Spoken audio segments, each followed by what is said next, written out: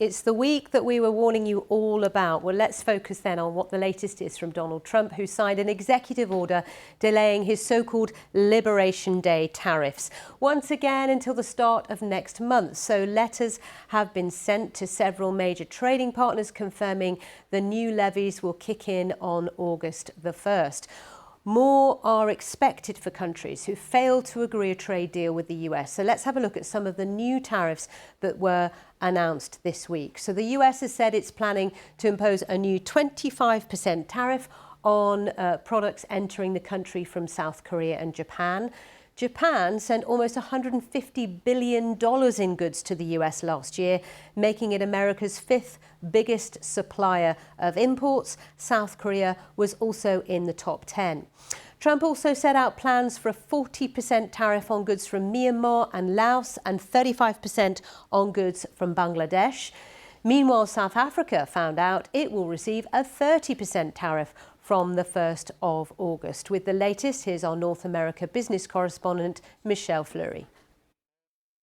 The president has again delayed the imposition of the so-called reciprocal tariffs that he first announced on April 2nd. We have these beautiful letters. The letters he sent to Japan, South Korea, Malaysia and others described the US's commitment to what he called a great trading relationship, but said that the new tariff rates were necessary to address the US's trade deficits with those countries. All new tariff rates will apparently now go into effect on August 1st, but Mr. Trump also issued a threat to further increase tariffs on countries which aligned themselves with what he claimed were the anti-American policies of the BRICS group of developing nations. So that's Brazil, Russia, India, China, South Africa and 5 others, currently all meeting in Brazil. Speaking in Rio, Brazil's president responded angrily to Mr. Trump's threat. No queremos imperador. So we don't want an emperor. Our countries are sovereign. If Trump issues tariffs, other countries have the right to do the same. There is the reciprocity law. I think it's not responsible for a president from a country like the United States to threaten the world with tariffs on social media. Honestly, there are other forums for the president of a country the size of the United States to talk to other countries. Even by the standards of the second Trump administration, it's been a turbulent 24 hours for global trading relations, with more uncertainty ahead. Michelle Fleury there. Well, for more, I spoke to Carl Handley, who's Professor of Economics at the University of California, San Diego. I asked him whether this is all about the negotiation. Yes, definitely. And I think that's what's going on here. They need more time, because they haven't got what they wanted, and I'm not sure they will. And what does that say? Because this deadline, July 9th, has been looming large for, 3 months pretty much, and yet they haven't got the deals done yet. Yeah, I mean, I think they have turned back the clock significantly on a lot of the trade concessions that the U.S. has negotiated with these countries over the course of 40 or 50 years. And then want them to come back to the table with more, where the U.S. is kind of committed to keep its own tariffs at a minimum of 10%. And it's just not obvious that there's much that some of these countries like Japan and Korea, who already have a trade agreement with the United States, can give. And so I think they've run into that, and they've basically run out of time. It was rather preposterous that they were going to conclude 90-some deals in 90 days in the first place. But if you listen to Scott Bessent and others, they're saying that the phone lines are ringing hot. All leaders are wanting to cut a deal prior to this new deadline, August 1st. So what can we expect, do you think? I mean, some trading partners like the European Union, which is one of the biggest, is still yet to cut a deal.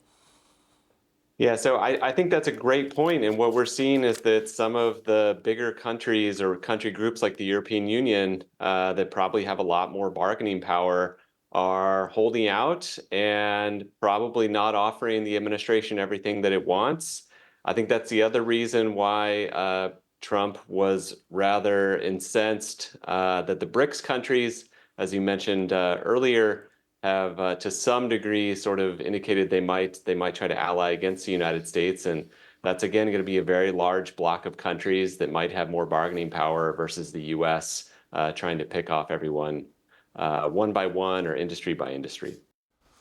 Well, as we mentioned, Japan and South Korea are two of the US trading partners hit with 25% tariffs. The yen has fallen against the dollar following the news. Japan's Prime Minister Shigeru Ishiba has said that Japan would continue negotiations with the US to seek a bilateral trade deal. Meanwhile, South Korea is saying it is intensifying trade talks. Alongside a flurry of reaction from the region, here's our Asia business reporter, Katie Silver.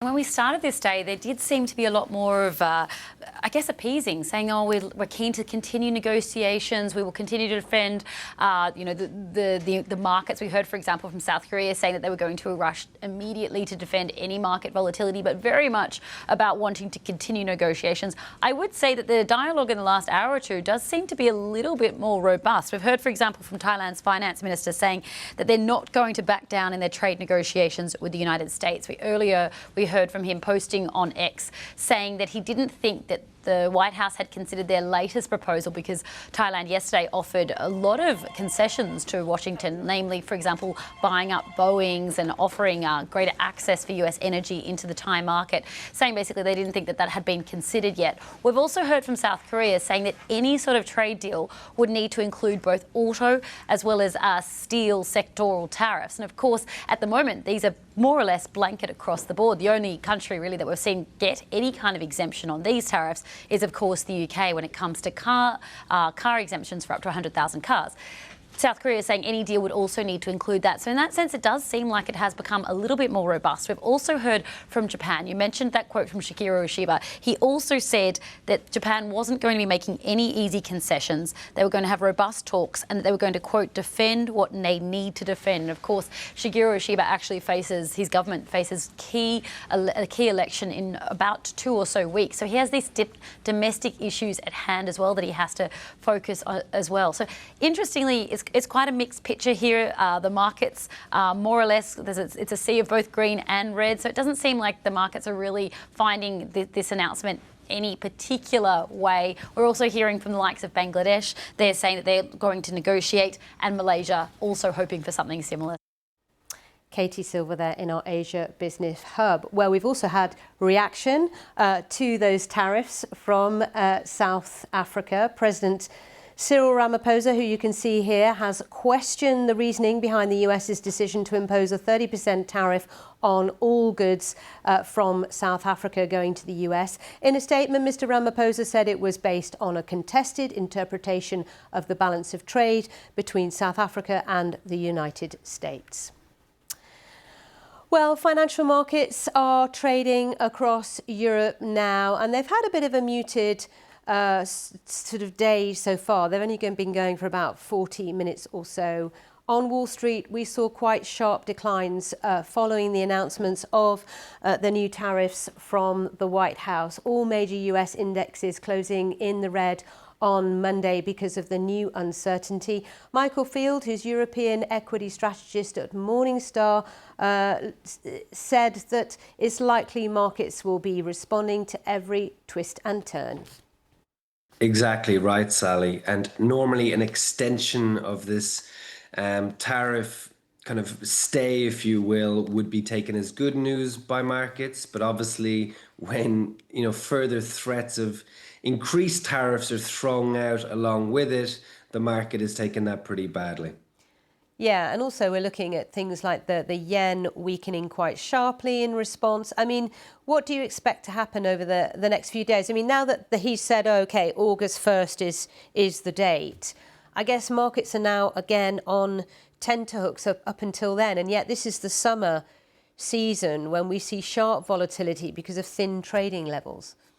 I think that's exactly right. And there's been very little other news flow as well, as you know, to kind of move markets. Obviously, earnings season begins later this week in the US. But until that point, there's very little fundamental data in which to move markets. So investors are really looking to kind of geopolitics and to see whether that gives us some steer on what kind of future revenues and earnings and things like this are going to look like for companies.